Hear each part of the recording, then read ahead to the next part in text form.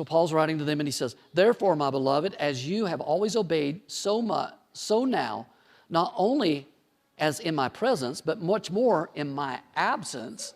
So that's interesting.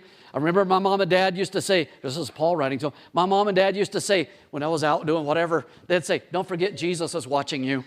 I go, oh. Anybody else have parents that say, Jesus is looking at you? Well, that's the truth. He is. And that's interesting. Paul's saying to them, don't be different when I'm here. Be consistent in your life as a Christian. Work out your own salvation with fear and trembling, for it is God who works in you both to will and to work for his good pleasure. So God's working in you something. He's working things out. That's why he says in Ephesians 2, we're saved for good works. We are supposed to be doing things for Jesus that's making a difference in the world so that Jesus is seen in our conduct, in our deeds, not just in our words.